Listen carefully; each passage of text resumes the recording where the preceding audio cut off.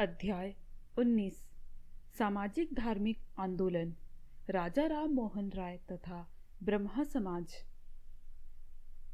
दीर्घ उत्तरीय प्रश्न 95। आधुनिक भारत के सांस्कृतिक पुनर्जागरण में राजा राम मोहन राय का योगदान बतलाइए। उत्तर। राजा राम मोहन राय नए युग के अग्रदूत थे। इनको नए युग का अग्रदूत इसलिए कहा जाता है कि उन्होंने नए भारत के निर्माण में महत्वपूर्ण योगदान दिया। उन्होंने धार्मिक, सामाजिक, आर्थिक, राजनीतिक आदि क्षेत्रों में जो विचार समाज को दिए हैं, इसी कारण उनको आधुनिक भारत का निर्माणकर्ता तथा अग्रदूत कहा जाता है। इसकी विवेचना हम निम्न प्रकार से कर सकते हैं। पहला, धार्मिक तथा सामाजिक क्षेत्र में भारतीय सभ्यता तथा संस्कृति में जो विकृति पैदा हो गई थी, उसका अनुभव राजा राम मोहन राय ने किया और उसमें सुधार लाने का उन्होंने प्रयत्न किया। राजा राम मोहन राय के समय में लोग अपने धर्म के वास्तविक स्वरूप को भूल चुके थे। परिमाण स्वरूप धर्म के नाम पर मिथ्याचार, आडंबर, पाखंड तथा अनेक प्रकार की कुप्रथाओं के कारण सामाजिक जीवन दूषित हो चुका था। इसका लाभ ब्रिटिश शासकों ने उठाया और उन्होंने भारतीय समाज का भयंकर आर्थिक शोषण किया। राजा जी इस पतन को नहीं देख सके। पाश्चात्य देशों की प्रगति से वे परिचित थे और उससे प्रेरित भी थे, किंतु उन्होंने पाश्चात्य का ही अनुकरण करके सुधार आंदोलन चलाया।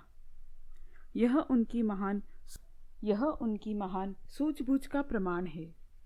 उन्होंने हिंदुओं के प्राचीन धर्म ग्रंथों एवं धार्मिक तथा सामाजिक परंपराओं का अध्ययन करके उनके संबंध में जनता को सचेत किया और एक पूर्ण जागरण आंदोलन का सूत्रपात किया। इस प्रकार उन्होंने अंधविश्वास पर आधारित कुप्रथाओं के विरुद्ध विवेकपूर्ण प्रचार अभियान चलाया। भारत के सांस्कृतिक जागरण में यह उनकी महान देन थी। दूसरा, राजनीतिक क्षेत्र में योगदान। राजा राम मोहन राय ने यह अनुभव किया कि भारत के पतन का मुख्य कारण भारत की गुलामी है। उनको यह ज्ञान था कि विश्व के विभिन्न देशों में गुलामी से किस प्रकार छुटकारा मिला है। इसलिए वे भी यह चाहते थे कि भारत भी स्वतंत्र हो। इसलिए उन्होंने स्वतंत्रता का समर्थन किया और विभिन्न देशों में जो स्वतंत्रता आंदोलन चल रहे थे, उनका उन्होंने समर्थन किया। यह राजा राम मोहन राय की बहुत बड़ी देन थी। तीसरा, सांस्कृतिक क्षेत्र में योगदान। राजा राम मोहन राय सबसे पहले वे भारतीय थे जिन्होंने भारत के उत्थान के लिए पाश्चात्य शिक्षा की वकालत की। उन्होंने यह अनुभव किया कि पाश्चात्य देशों में जो प्रगति हुई है, उसका मुख्य कारण तर्क तथा विवेक और बुद्धि पर आधारित वैज्ञानिक शिक्षा का प्रसार है। इसके विपरीत भारत में उस युग में शिक्षा जैसी कोई यथार्थ चीज थी ही नहीं। शिक्षार्थी लोग नाम मात्र की संस्कृत पाठशालाओं या उर्दू मकतबों में जो ज्ञान प्राप्त कर पाते थे, वह कुछ संस्कृत के श्लोकों या व्याकरण के सूत्रों को अथवा कुरान की आयतों को रट लेने तक सीमित था। इस शिक्षा में कहीं ज्ञान की कल्पना तो की ही नहीं जा सकती और न शिक्षा पद्धति को किसी तर्क की कसौटी पर कसा जा सकता है। इसीलिए राजा जी ने अंग्रेजी भाषा की शिक्षा की वकालत की। राजा राम मोहन राय नवीन भारत का निर्माण करना चाहते थे जो आत्मा से भारतीय हो, किंतु भौतिक दृष्टि से पाश्चात्य के गुणों को अपनाए। काम ले तो वह भारतीय सभ्यता संस्कृति की रक्षा कर सकता है, क्योंकि हमें दूसरों की अच्छी बातों को सीखना है और अपनी बुरी बातों को छोड़ना है। यही राजा राम मोहन राय का संदेश था। इसलिए राजा राम मोहन राय को आधुनिक भारत का निर्माता तथा अग्रदूत कहा जाता है। चौथा, अन्य क्षेत्रों में राजा राम मोहन राय के विचार तथा कार्य धार्मिक, सामाजिक, राजनीतिक एवं सांस्कृतिक क्षेत्रों में सुधार लाने तथा देश को एक नया रूप प्रदान कराने की प्रेरणा देने वाले सिद्ध हुए। इनके अतिरिक्त उन्होंने देश की आर्थिक समस्याओं पर भी विचार किया था। उन्होंने किसी भी प्रकार के आर्थिक शोषणों के विरुद्ध आवाज उठाई। जमींदारी प्रथा द्वारा किसानों का जमींदारों द्वारा शोषण किए जाने तथा महिला वर्ग को पुरुषों द्वारा संपत्ति के अधिकार से वंचित किए जाने की प्रथाओं का घोर विरोध किया। वे भारत की अर्थव्यवस्था के सुधार के निमित्त वैज्ञानिक साधनों द्वारा भारत में भी उद्योगों की प्रगति चाहते थे। उन्होंने विविध प्रकार के प्रशासनिक सुधारों की मांग की थी। इस दृष्टि से वे एक ऐसे युग पुरुष सिद्ध हुए जिन्होंने जीवन के विविध क्षेत्रों में देश को एक नई दिशा प्रदान की। उनकी एकमात्र आकांक्षा डूबे हुए भारत को बचाकर उसे नवजीवन के पथ पर लाने की थी और इसके लिए उन्होंने भारतीय जीवन के किसी क्षेत्र को उपेक्षित नहीं रखा। प्रश्न 96,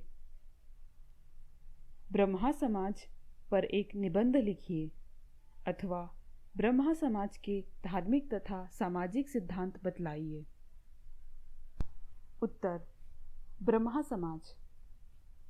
राजा राम मोहन राय ने 20 अगस्त 1828 ईस्वी को ब्रह्मा समाज की स्थापना की थी। ब्रह्मा समाज की स्थापना का उनका उद्देश्य था कि हिंदू समाज को ईसाई धर्म शिक्षाओं के आकर्षण से बचाया जा सके। जकारिया का यह मत सही है। उस समय हिंदू समाज तथा भारतीय राजनीति को आधुनिक रूप देना सबसे बड़ी देश सेवा समझी जाती थी। राजा राम मोहन राय ने यूरोपीय विचारधाराओं को समझकर उन्हें भारतीय रूप प्रदान करने का प्रयास किया।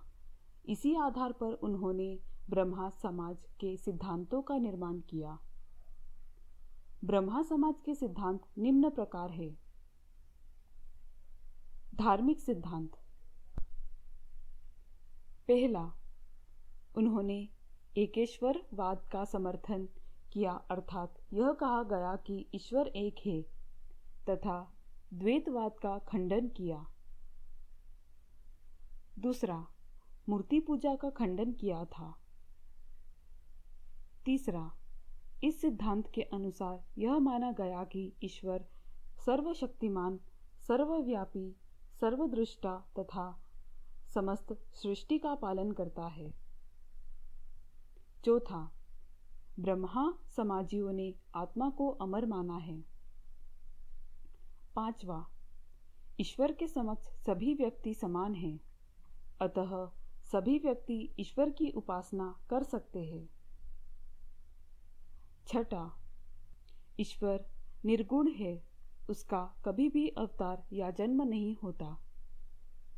सातवां, उनका उपदेश था कि सभी धर्म समान हैं, अतः सभी धर्मों को समान सम्मान दिया जाना चाहिए तथा धार्मिक ग्रंथों के प्रति श्रद्धा का भाव रखना चाहिए।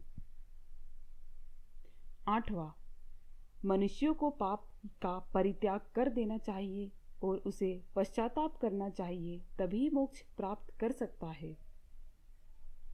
नौवां, ईश्वर में विश्वास रखना चाहिए क्योंकि वह सभी की प्रार्थना सुनता है और उसको स्वीकार करता है। सामाजिक सिद्धांत।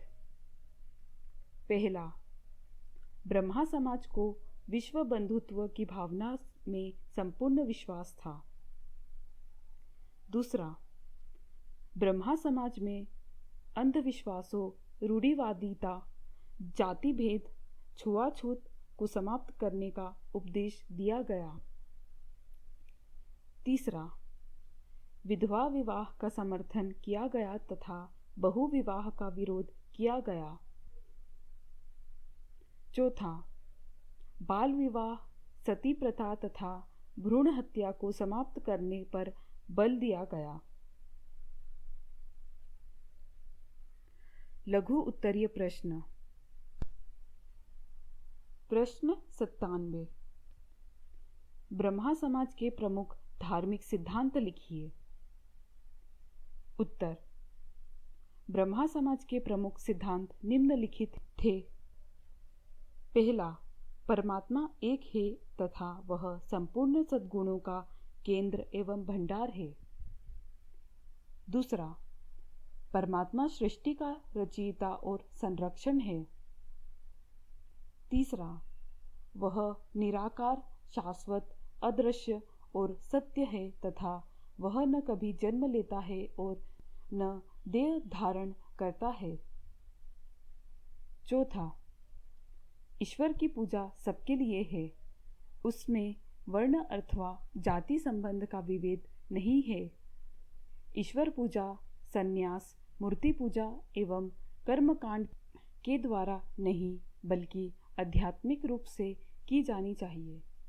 धर्म का बाह्य आडंबर से कोई संबंध नहीं है। पांचवा, परमात्मा की पूजा शुद्ध मन से करनी चाहिए लेकिन मूर्ति पूजा नहीं करनी चाहिए।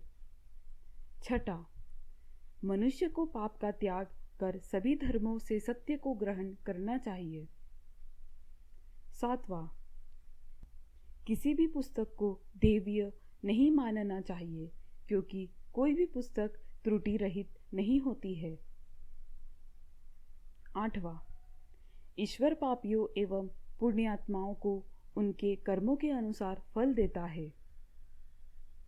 नौवां, मनुष्य को प्रज्ञा, परोपकार और पवित्रता द्वारा ईश्वर की भक्ति में लीन होना चाहिए क्योंकि यही सच्चा मोक्ष है।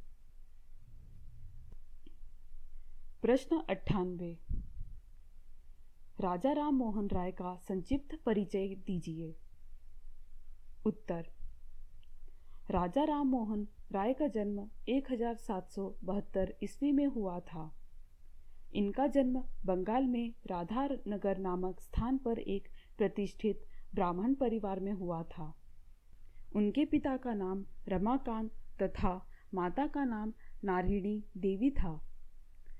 रमाकांत प्रसिद्ध व्यक्ति थे, इसलिए उन्होंने अपने पुत्र की शिक्षा का समुचित प्रबंध किया। इस युग में फारसी राजभाषा थी, इसलिए राम मोहन को फारसी और अरबी पढ़ाई गई। बाद में उनको संस्कृत पढ़ने के लिए वाराणसी भेजा गया। वहाँ उन्होंने हिंदू धर्म ग्रंथों का गंभीर अध्ययन किया। आगे चलकर उन्होंने ग्रीक और लैटिन, फ्रेंच, अंग्रेजी, जर्मन और हिंदू भाषाएं भी सीखी। प्रश्न 99। राजा राम मोहन राय के सामाजिक सुधारों को लिखिए। उत्तर। राजा राम मोहन राय के सामाजिक सुधार निम्न हैं। पहला, सती प्रथा का विरोध। दूसरा, बहु विवाह का विरोध। तीसरा, बाल विवाह का विरोध। चौथा, विधवा विवाह का समर्थन। पांचवा, जाति प्रथा का विरोध। छठा, नारी शिक्षा का समर्थन। सातवां, समुद्र पार यात्रा निषेध का विरोध। आठवां, अंतरजातीय विवाह का समर्थन। वस्तुनिष्ठ प्रश्न। सही विकल्प चुनिए। पहला, राजा राम मोहन राय का जन्म 1775 में हुआ, ब 1772 में हुआ, स 1773 में हुआ, द 1774 में हुआ। दूसरा, ब्रह्मा समाज की स्थापना कब की गई? अ 1828 ईस्वी, ब 1829 ईस्वी, स 1830 ईस्वी, द 1831 ईस्वी। तीसरा, सती प्रथा का अंत कब हुआ? अ 4 दिसंबर 1829 ईस्वी में, ब 10 दिसंबर 1830 ईस्वी में, स 15 दिसंबर 1831 ईस्वी में, द तीनों असत्य है। चौथा, a second defence of the monotheistical system of the Vedas नामक पुस्तक का लेखक कौन था? अ स्वामी विवेकानंद, ब स्वामी दयानंद, स राजा Ram Mohan Roy, the Annie Besant. पांचवा, राजा राम मोहन राय का निधन अ 27 सितंबर 1833 में हुआ, ब 1836 में हुआ, स नवंबर 1837 में हुआ, तो दिसंबर 1838 में हुआ।